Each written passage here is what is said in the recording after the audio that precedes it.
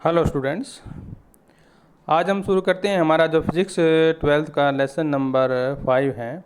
NCERT के जो numerical problem है उसको शुरू करते हैं। इससे पहले हमने चैप्टर 4 के न्यूमेरिकल को कंप्लीट किया था। तो आई एम राजेंद्र कुमार और आप देख रहे हैं आपका अपना चैनल physics.edu.राजेंद्र। चैनल को लाइक भी कीजिए और सब्सक्राइब भी कीजिए। तो चलिए हम शुरू करते हैं हमारा चैप्टर एनसीईआरटी न्यूमेरिकल्स में जो हमारे सामने प्रॉब्लम है। तो इसके ऊपर हमने एक वीडियो बनाया था कि किस तरह से आपने जो है प्रॉब्लम को सॉल्व करना है। उसमें हमने जो इम्पोर्टेंट फार्मूले हैं और इसमें ट्रिक्स हैं वो सारी की सारी हमने डिटेल में आपको बताई थी। तो यदि आपने उस वीडियो को नहीं देखा है तो एक बार उस वीडियो को ज़रूर देख लीजिए, क्योंकि उसको समझने के बाद आपकी जो है आधे न्यूमेरिकल ऑटोमेटिकली आपके दिमाग में फिट बैठ जाएंगे और आप नहीं बोलोगे। तो चलिए हम शुरू करते हैं हमारा आज का टॉपिक जो हमारा चलता है। तो चलिए क्वेश्चन नंबर 1 पर चलते हैं हम। क्वेश्चन नंबर 1 पहले हम इसमें सिंपली आपके सामने ऑब्जेक्टिव टाइप लगा लो या सिर्फ रीजनिंग क्वेश्चन है, आपको थोड़ा सा समझना है और फिर उसका आंसर हमें देना है। ये आंसर जो है बुक टू बुक वेरी हो सकते हैं, क्योंकि रीजन हमारे पास कई हो सकते हैं और इसमें आपके पास जो है पॉसिबल रीजन दिया गया है जो भी हो सकता है। तो पहला क्वेश्चन क्या कहता है, a vector needs 3 quantity for its specification. आपको पता है भी एक वेक्टर को डिनोट करने के लिए हमारे पास जो है 3 क्वांटिटी होनी चाहिए। Name the 3 independent quantities conventionally you to specify the earth magnetic fields. तो अर्थ मैग्नेटिक फील्ड को स्पेसिफाई करने के लिए 3 क्वांटिटी हमारे पास क्या क्या है हमारे पास। तो सबसे पहले ये हमारे पास मैग्नेटिक डिक्लिनेशन, दूसरा है एंगल ऑफ डिप और तीसरा है हॉरिजेंटल कंपोनेंट ऑफ द अर्थ। तो ये 3 क्वांटिटी हैं जो उसकी हमें ज़रूरत पड़ती है और ये इंडिपेंडेंट क्वांटिटी है हमारे पास। बी क्वेश्चन देखिए क्या कहते हैं। बी कहते हैं angle of dip at a location in southern India is about 80 degree. तो एंगल ऑफ डिप जो है वेरी करता है place to place. Would you expect a greater or a smaller dip angle in Britain. तो Britain के बारे में पूछता है भी आप वहाँ पर जो है ग्रेटर एंगल मानोगे या शॉर्ट मानोगे, क्या क्या आपका इस पर आंसर रहेगा। तो angle of dip at a point depend on how far the point is located with respect to the north pole and south pole. तो नाउ जो हमारा नॉर्थ पोल है साउथ पोल है वहाँ से हम देखते हैं कि एंगल ऑफ डिप क्या होता है, उसी के ऊपर वो डिपेंड करता है। अगर एंगल ऑफ डिप जो है वो बड़ा होगा, ज़्यादा होगा ब्रिटेन में, क्योंकि इट इज़ अबाउट लगभग 70 डिग्री का होगा, 70 डिग्री का होगा, then in southern India because the location of Britain on the globe is closer to the magnetic north pole. तो मैग्नेटिक नॉर्थ पोल के नज़दीक होने के कारण उसका एंगल जो है हमारे सामने कितना आ जाएगा, 70 डिग्री आ जाएगा। मतलब बड़ा हुआ होगा, जितना नज़दीक होगा नॉर्थ पोल का, जो मैग्नेटिक नॉर्थ पोल के नज़दीक होगा उतना ही एंगल बढ़ता जाएगा। और दूसरी बात क्या है इसकी हमारे सामने की, जो हमारे ब्रिटेन है वो क्लोजर है magnetic dipole north pole, hence angle of dip much larger nearly 70 degree. C question क्या कहता है, if you made a map of magnetic field lines at Melbourne in Australia, would the line seem to go into ground or come out the ground.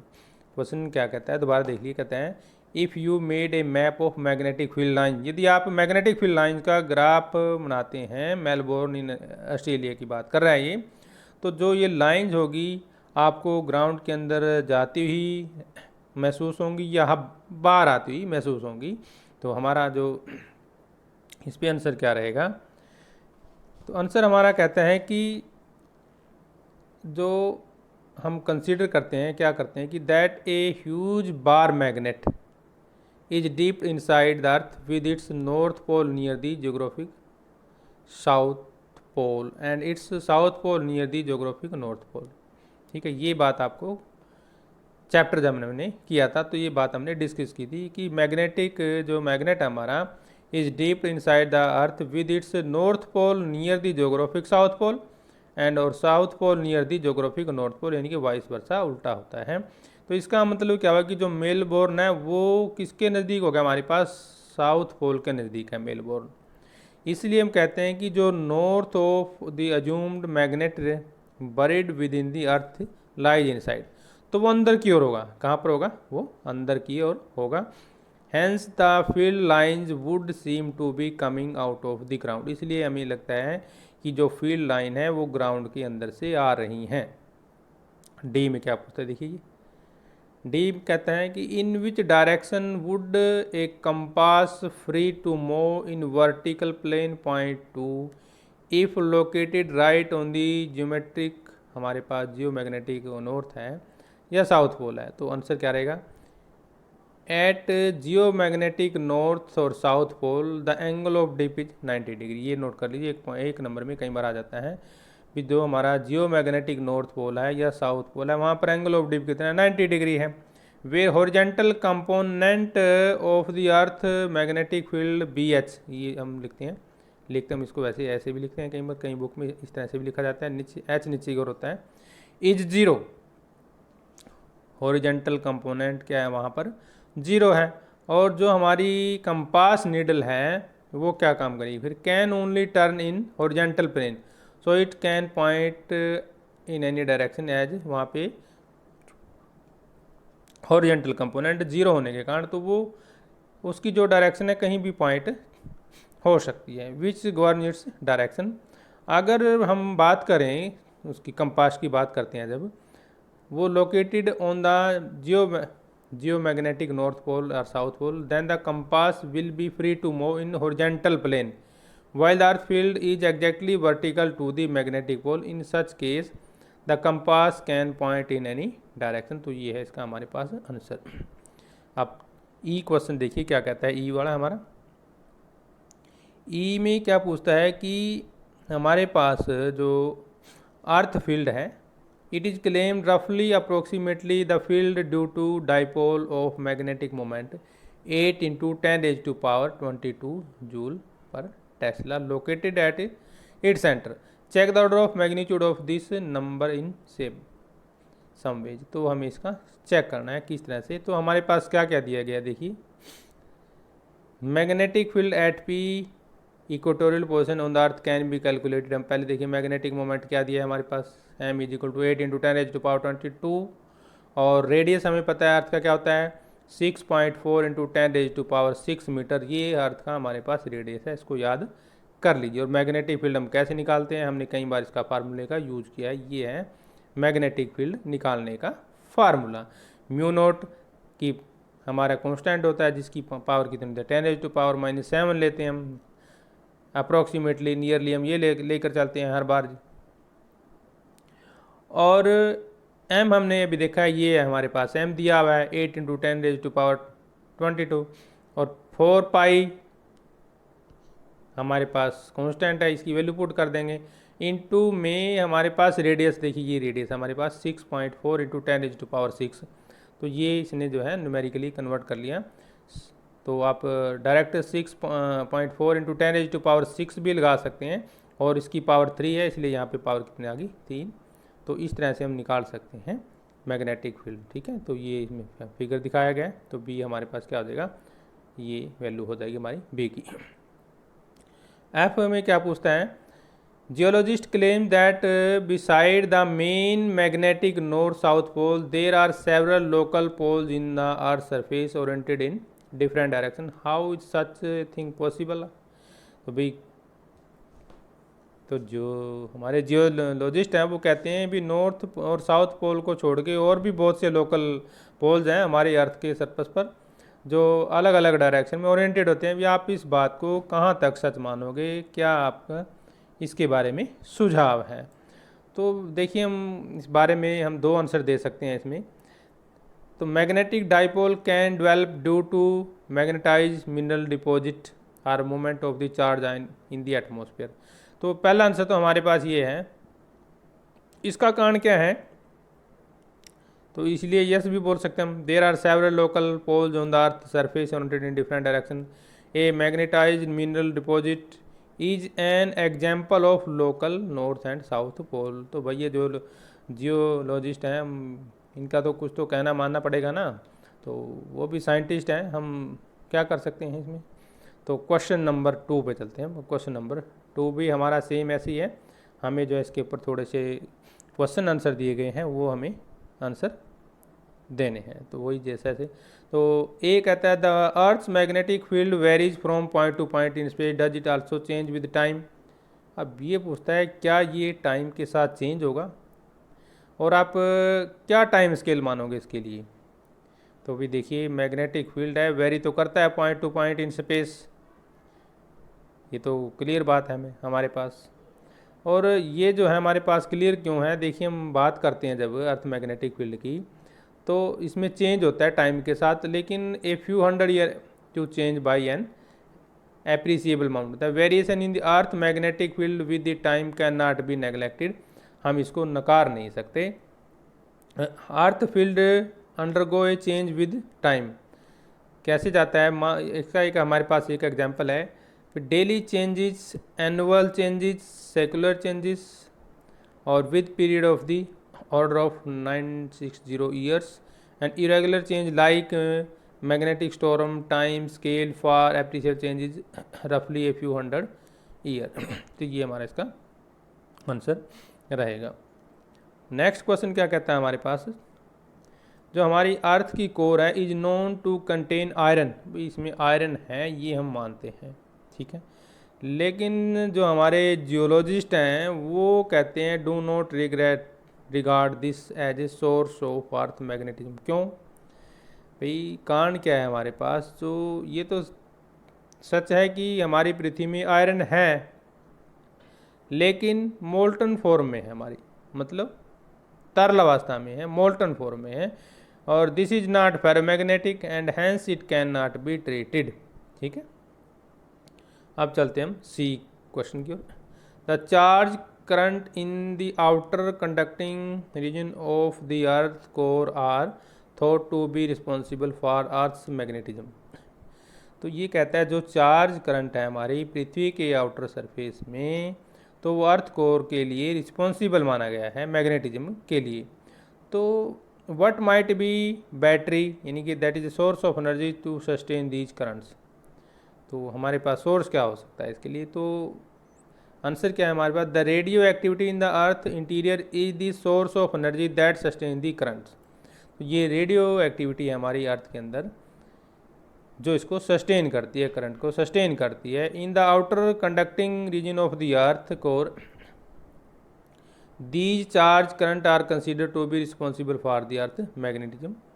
और one of the जो हमारा main जो हमारा possibility है हमारी क्या है, one of the possibility is the radiated in the interior of the earth but it is not certain, लेकिन फिर भी हम इसको सही नहीं मानते हैं। अब चलिए डी के ऊपर, डी क्या कहते हैं, अर्थ में have even reverse the direction of its field several time during its history of 4 to 5 billion year. अभी देखिए कितनी खतरनाक बात कह रहा है ये भाई, कहता है भी अपनी पृथ्वी ने कई बार डायरेक्शन चेंज की है 4-5 बिलियन ईयर्स में।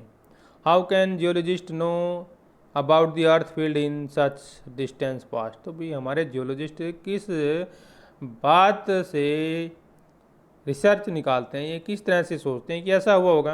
अब देखिए जो हमारे यहाँ अर्थ मैग्नेटिक फील्ड है gets recorded weekly in certain rocks during their solidification, तो उसको रिकॉर्ड किया जाता है जब उसमें सोल्डिफिकेशन आता है, और इन्हीं जो ये जो है एनालिसिस है इन्हीं के बेस पर रॉक्स के, तो ये बात सामने आती है अर्थ मैग्नेटिज्म की। The earth magnetic field gets modified by the field produce by the motion of the ions earth ionosphere, ठीक है। अब चलते हैं ई क्वेश्चन क्या कहते हैं हमारा, the earth field departs from its dipole shape substantially at large distances greater than about हमारा 30,000 kilometre, what agency may be responsible for this distortion. तो अर्थ फील्ड हमारा जो डिपार्ट हो रहा है फ्रॉम डाइपोल की शेप से सस्टेनली करके, तो डिस्टेंस हमारी पास ये दी गई है 30,000 किलोमीटर। इसका कारण क्या है कि प्रेजेंस ऑफ आइनोस्फीयर, तो ये सारा हमारा आयनोस्फीयर के कारण होता है। तो इस जो हमारा आयनोस्फीयर है उसमें जो हमारा अर्थ फील्ड है gate modified because of the field of the single ion while in motion these ion produce the magnetic field associated with them। अब F देखिए क्या कहते हैं,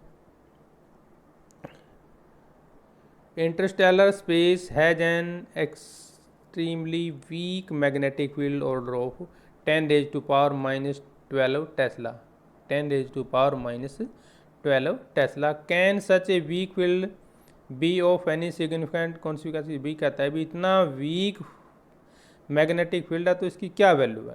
अब देखिए किस तरह से हम इसको बात करते हैं। जो हमारा मैग्नेटिक फील्ड है और सेंट्रीपिटल फोर्स है उसको हम दोनों मानेंगे, क्योंकि हमारा जो लाभ होता है, law of conservation of energy होते हैं, चार्ज हैं, तो वो जो है ये कहते हैं भी दोनों इक्वल है हमारे पास। तो यहाँ से हम निकालते हैं रेडियस, क्या निकालते हैं, रेडियस निकालते हैं। तो रेडियस निकालेंगे तो क्या होगा, an extremely weak magnetic field can bend charge particle moving in a circle. This may not be noticeable for a large radius path. With reference to magnetic interstellar space, the deflection can affect the passage of charged particle। तो ये था हमारे छोटे छोटे से question जो आपके base बनाने का काम करेंगे। तो अब हम चलते हैं, हम नेक्स्ट जो हमारे आते हैं न्यूमेरिकल आते हैं। अब तो क्वेश्चन नंबर 3 का जो न्यूमेरिकल है वो क्या कहता है, देखिए ध्यान से। ये कहता है भी ए short bar magnet placed with its axis at 30 degree का जो इसने एंगल दिया गया है, क्लियर है यहाँ पर, with a uniform external magnetic field of 0.25 tesla experience a torque of magnitude equal to 4 × 10⁻⁻² joule. ठीक है। What is the magnitude of magnetic moment of the magnet? तो वही हमारे पास फार्मूला एक ही है टॉर्क निकालने का, क्या है, एम बी साइन थीटा। क्या है, एम बी साइन थीटा। पहले देख लीजिए हमारे पास क्या क्या दिया, देखो बी भी दिया है हमारे पास, ठीक है, बी, और टॉर्क कितना दिया है, ये देखिए टॉर्क की वैल्यू दी, टॉर्क को मैं सिंबॉलिकली ऐसे लिखते हैं, टॉर्क दिया गया है और एंगल दिया गया 30 डिग्री। तो टॉर्क का फार्मूला ये है हमारे पास direct, T = mb sine theta. इसमें से हम निकाल लेंगे m, क्योंकि हमने m निकालना है। तो m क्या हो जाएगा हमारे पास, तो क्या हो जाएगा m, तो दूसरी साइड चले जाएंगे, T बाई क्या आ जाएगा, b sine theta, b sine theta. तो ये बन जाएगा m। तो इसमें जो हमारे पास b भी दिया है, t भी दिया है और थीटा भी दिया है, तो इसकी वैल्यू हम आसानी से निकाल सकते हैं। ये देखिए इसमें सोल्व कर दिया है इसने, m हमारे पास ये हो जाएगा, तो t हमारे पास ये दिया गया है और b हमारे पास ये दिया है और थीटा 30 डिग्री दिया है। तो इसको सोल्व करने के बाद क्या आ जाएगा, 0.36 जूल पर टेस्ला। और इसको हम इसमें चेंज कर सकते हैं, AM² में भी चेंज कर सकते हैं जो इसकी यूनिट होती है, या इसको हम AM² भी लिख सकते हैं, कई बार आ जाता है लिखा, तो AM² भी जूल पर टेस्ला के बराबर क्या होगा, AM²। तो इसका मतलब क्या है, magnetic moment of the magnet क्या होगा, 0.36 जूल पर टेस्ला। अब क्वेश्चन नंबर 4 कहते हैं ए short bar magnet of magnetic moment m दिया हुआ इसने, मैग्नेटिक मोमेंट दे दिया यहाँ पे, ठीक है। पॉइंट नोट करते जाइए, जो जो दिया गया है उसको हम लिख लेंगे पहले, ठीक है। तो पहले हम ये लिख लीजिए, मैग्नेटिक फील्ड कितना दिया गया है, 0.15 T टेस्ला दिया गया है हमारे पास। If the bar is free to rotate in the plane of the field which orientation would correspond to it. Number 1 A पे स्टेबल और बी पे unstable.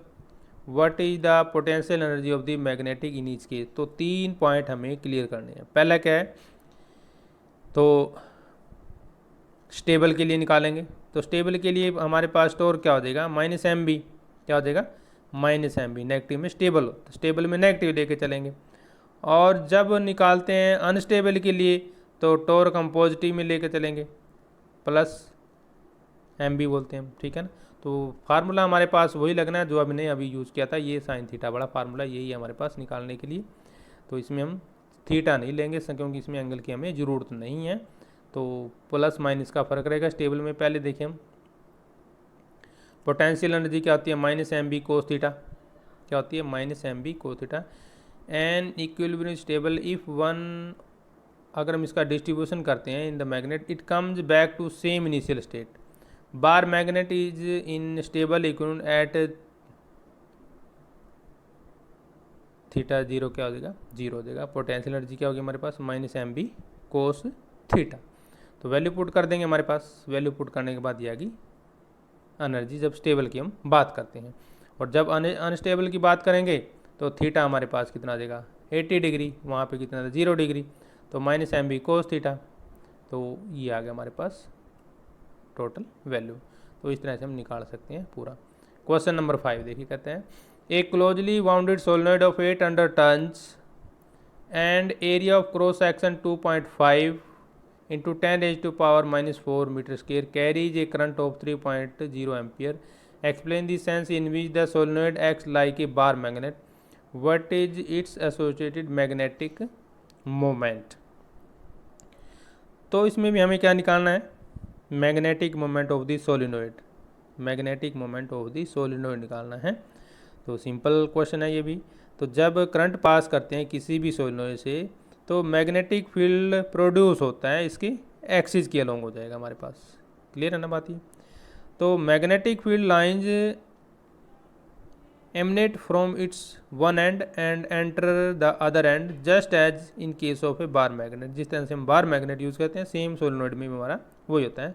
The two end of the solenoid act as the two pole of the bar magnet.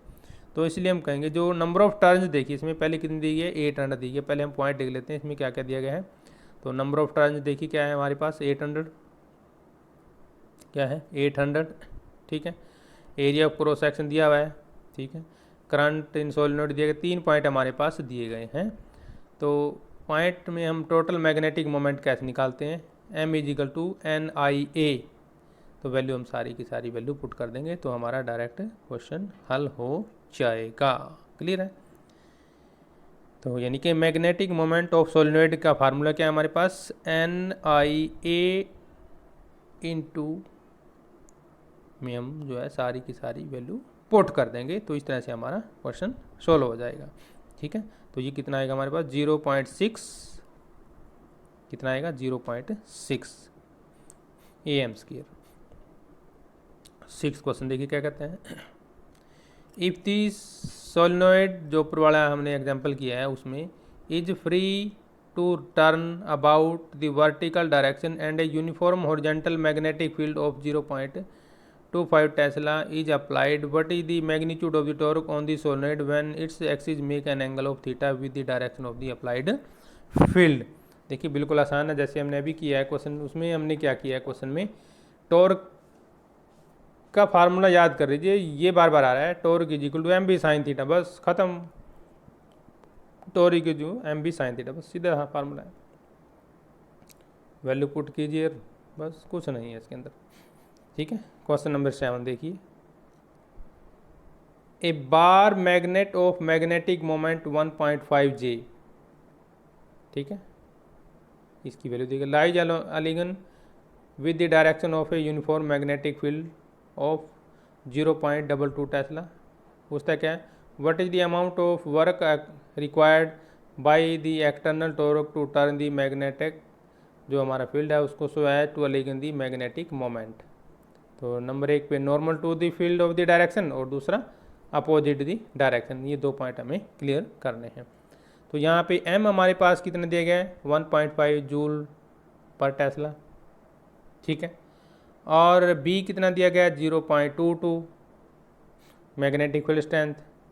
Initial angle between the axis and the magnetic field line हम theta आई मान लेते हैं, क्या मान लेते हैं 0, क्या ले लेते हैं थीटा आई या 1 जो ले लो 0, और थीटा 2 90 डिग्री। तो 2 एंगल हमारे पास थीटा 1 0 ले लो और थीटा 2 ले लो 90 डिग्री। तो हम अलग अलग केस लेके चलेंगे। पहला केस हम लेते हैं थीटा 0 और थीटा 90 डिग्री, ठीक है। तो चलिए हल करते हैं हमारे पास। तो ये देखिए, तो फार्मूला हमारे पास वही same, W is equal to M B into cos theta 1 minus cos theta 2 या कई बार आई और एफ लिख देते हैं, इनिशियल और फाइनल। तो हमने 0 और 90 डिग्री लिया है तो वैल्यू पुट करके ये आ जाएगा हमारे पास। फिर लेंगे हम थीटा 0 और 180 डिग्री, फिर हमारे पास ये सोल्यूशन आ जाएगा। तो इस तरह से हम इसको कंप्लीट कर सकते हैं। तो टॉर्क यदि निकालना चाहिए हम क्या आएगा, टॉर्क वही एम बी साइन थीटा होता है हमारे पास। टॉर्क क्या होता है, एम बी साइन थीटा निकालेंगे हम। बी क्वेश्चन हमारा यही है, टॉर्क T1 निकाल लो पहले, एम बी साइन थीटा, फिर वही टॉर्क T2 निकाल लो, एम बी 180 डिग्री साइन, ठीक है ना।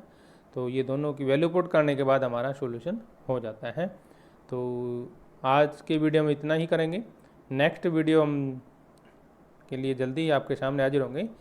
तो एक बार इनको आप रिवाइज कर लीजिए अच्छी तरीके से। न्यूमेरिकल को अच्छे तरीके से करने का हमारे पास सबसे अच्छा आइडिया क्या है, आप बुक ले लीजिए एनसीईआरटी की या जो भी आपके पास बुक है, उसमें से स्टेटमेंट को ध्यान से पढ़िए और 2 बार पढ़िए, 3 बार पढ़िए, फिर उसका फार्मूला देखिए, फिर वैल्यू पुट करनी है। सिंपल यही लॉजिक है हमारे पास। न्यूमेरिकल आप जितना बार बार करोगे आपकी फिज़िक्स उतनी ही अच्छी होती जाएगी। तो दे दीजिए इजाज़त। जय हिंद।